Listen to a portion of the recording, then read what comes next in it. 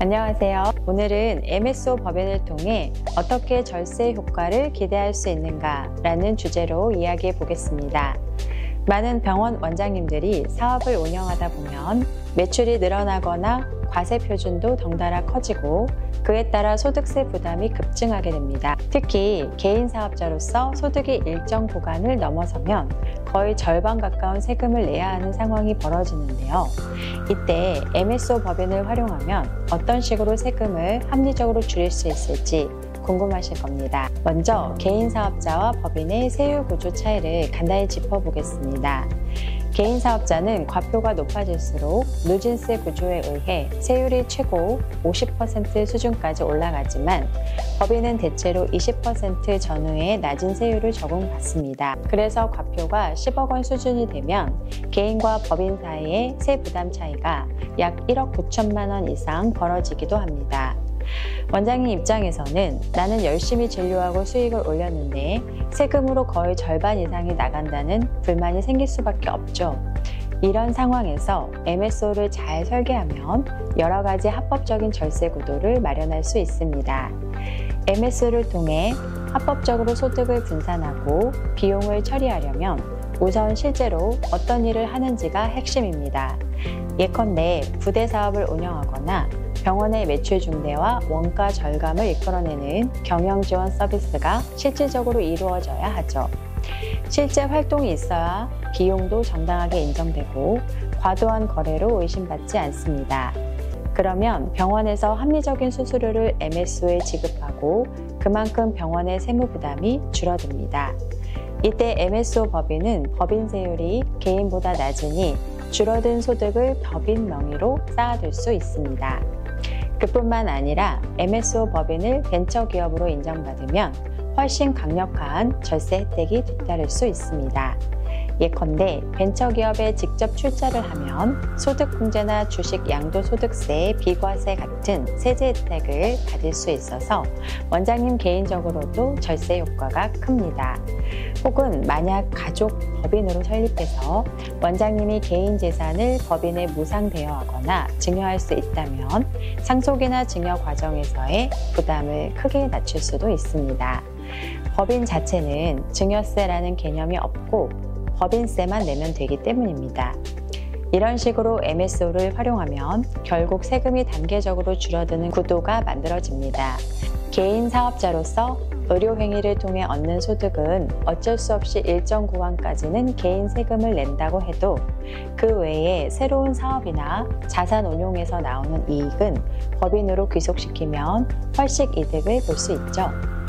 실제로 이익의 절반가량을 세금으로 낸 뒤 남은 자금으로 부동산이나 주식 투자, 펀드를 하다가 또다시 세금을 내고 마지막에는 상속세까지 크게 물게 되면 전체 자산의 70에서 80%를 세금으로 잃을 수도 있습니다. 그래서 어느 시점에서는 더 이상 개인 명의로 모든 소득을 끌어안지 말고 법인으로 분산해야겠다라는 결정을 하게 되는 겁니다. 또 가업승계 측면에서도 MSO 법인이 유리하게 작용하는 사례가 있습니다. 병원을 물려줄 의료인 자녀가 있으면 가업 상속 공제를 받을 수 있지만 그 외의 자녀가 의료인이 아닐 경우에는 어떻게 재산을 분배해야 할지 고민이 생길 수 있습니다. 이때 병원 이외에 별도로 운영되는 법인, 즉 MSO나 부대사업 법인에 해당 자녀가 지분을 가지고 있다면 자연스럽게 부를 분산할 수 있습니다. 물론 그것도 실질적으로 경영 지원이나 부대 사업을 수행하고 합리적이고 투명한 거래가 전제되어야 안정적으로 활용할 수 있습니다. 그렇다면 구체적으로 어느 정도 절세 효과가 나오는지에 대해 궁금하실 텐데요. 예를 들어 과표가 1억 5천만 원을 초과해서 최고 구간에 해당하는 원장님이라면 소득의 절반 이상을 세금, 건강보험료로 낼 수 있습니다. 만약 MSO를 만들어 비용을 5천만 원에서 1억 원가량 추가로 인정받을 수 있다면 그만큼 개인 세율이 적용되는 금액이 줄어드니 납부해야 할 세금이 크게 감소합니다. 그러나 여기서 중요하게 짚어봐야 할 점은 그 수수료에 합당한 실제 업무가 존재하느냐입니다. MSO가 병원 운영을 어떻게 지원했고 어떤 식으로 원장님 수익을 늘려주거나 비용을 줄였는지가 명확해야 과세 당국의 의심을 피할 수 있습니다. 벤처기업 인증을 통한 절세 효과도 무시할 수 없습니다.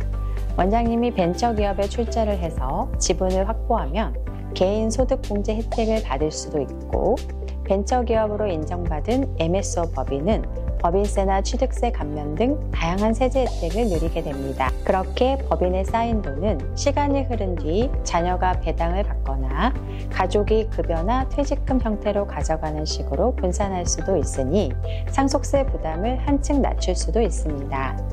결국 MSO를 통한 절세 효과는 크게 세 가지로 정리할 수 있습니다. 첫째, 병원에서 경영지원 서비스나 부대사업 대가로 합법적으로 비용 처리해 개인 과표를 낮추는 것. 둘째, 법인의 낮은 세율을 적용받으며 자금을 축적해 가는 것. 셋째, 가족이나 벤처 인증을 통한 전략으로 상속 증여세까지 종합적으로 절감하는 것.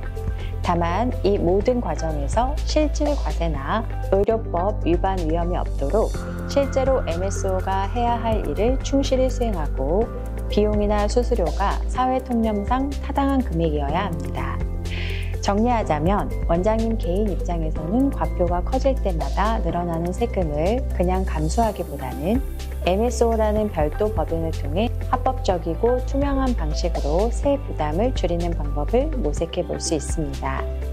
부대사업 운영, 자산 운용, 가업 승계, 벤처기업 혜택 등 다양한 전략을 결합한다면 예시로 든 5천만 원 혹은 1억 원 정도의 비용만 이동시켜도 상당한 금액의 절세 효과를 기대할 수 있습니다. 다만 서류만 만들어 놓고 실제로는 업무가 없는 유령법인 형태가 되면 곧바로 세무조사와 법적 문제가 따를 수 있으니 실제 작업과 투명성 확보가 최우선이 되어야 하겠죠.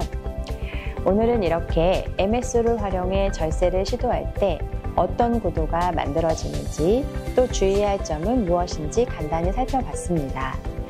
병원을 운영하면서 세금 부담이 크게 느껴지신다면 MSO를 한 번쯤 고려해 보시는 것도 나쁘지 않습니다. 다음 시간에는 구체적인 설계나 사례를 좀 더 살펴보도록 하겠습니다. 궁금한 점이 있으시면 언제든 문의해 주세요. 오늘도 함께 해주셔서 감사합니다.